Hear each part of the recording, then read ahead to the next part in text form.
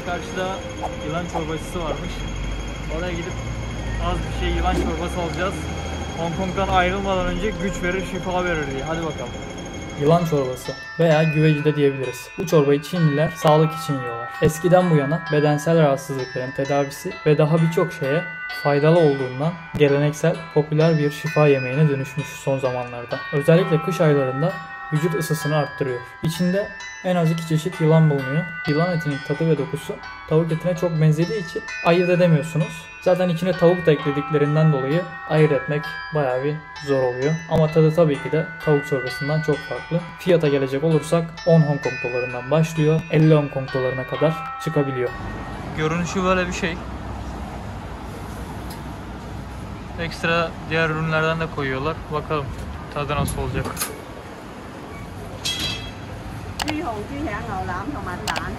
Evet. Bu arada şu noodle'ları efsane yapıyorlar. Böyle noodle'lardan koyuyorlar, ekstra yanına et koyuyorlar, sos falan atıyorlar. Tadı çok güzel oluyor.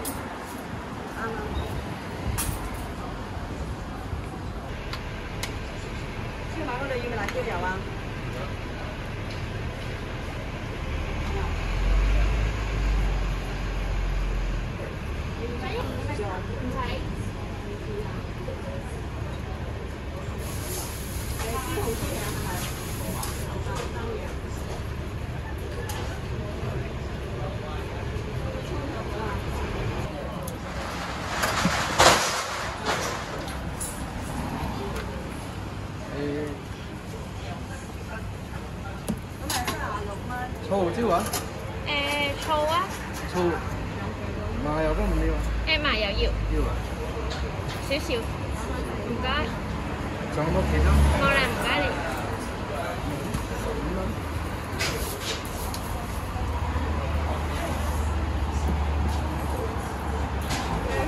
Aldık buradan şimdi. Hadi bakalım. Denerken göstereceğim size. Neredeymiş? Wuhu Street'teymiş.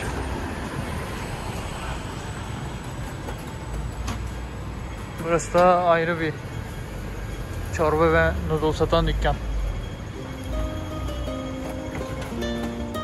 Evet, şimdi deneme zamanı.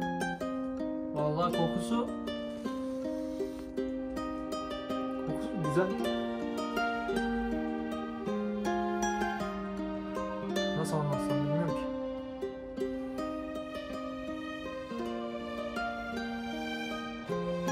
Biraz böyle sirke gibi, üzüm sirkesi gibi.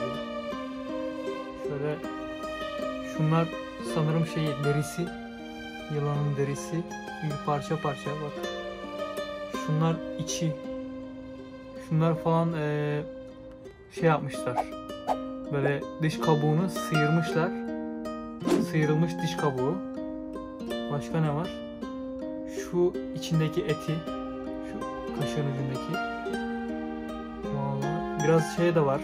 Ekstra baharat, yeşillik, ne bileyim bitki de var içinde. Mantar falan atmışlar, soğan atmışlar. Bakalım. Şöyle bir tadına bakayım bakalım nasıl olacak.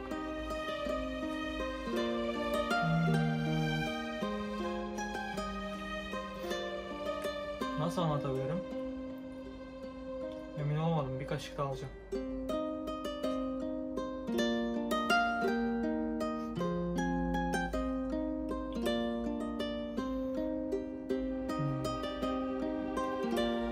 Bir daha deneyeyim ben tekrar.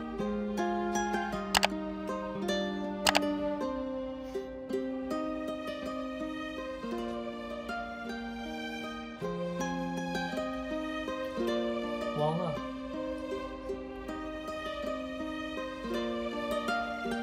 şu derilerden yiyeyim bir tane. Etini yedim. Derisi ve eti beraber.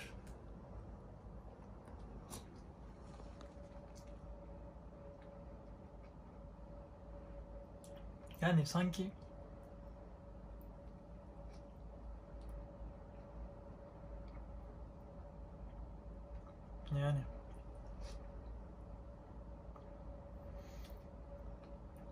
nasıl söylesem bilemedim ki.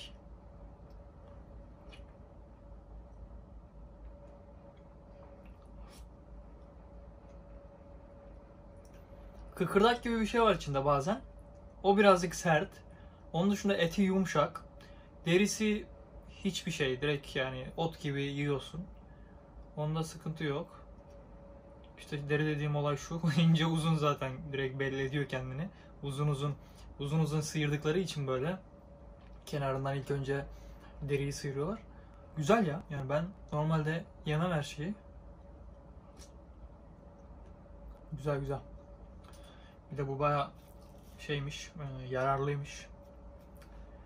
Ben de uzun zamandır böyle doğru düzgün beslenemediğim için bundan yeterli gıda takviyesini alıyorum işte. Hazır yola çıkmadan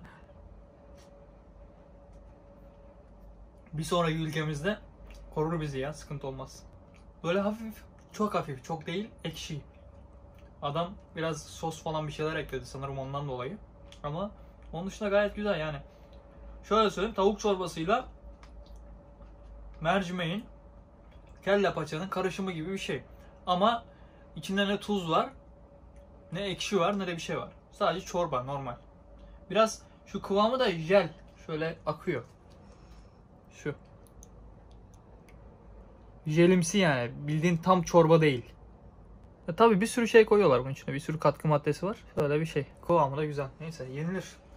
Yenmez değil.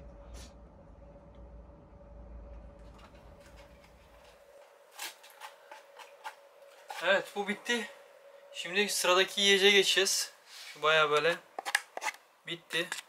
Sıradaki yiyecek şöyle bir şey. Bu ne diyeceksiniz? Ben size daha önceki videoların bir tanesinde Yoshinoya'ya götürmüştüm. Ona benzer bir şey.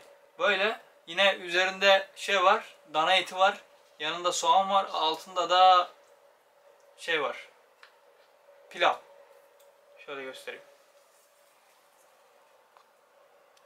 Pilav. Dana eti. Şurada biraz daha soğan koymuşlar. Bunun tadı mükemmel. Yani yılan çorbası da güzel. Ama bu onu geçer.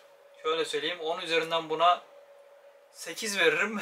Diğerine yani 7,5 veririm. 7 veririm. Öyle. Neyse arkadaşlar. Şimdilik bu kadardı. Bu iki tane yemeği de deneyimlediğimi size göstermek istedim. Yarın devam ederiz. Görüşmek üzere. Bay bay.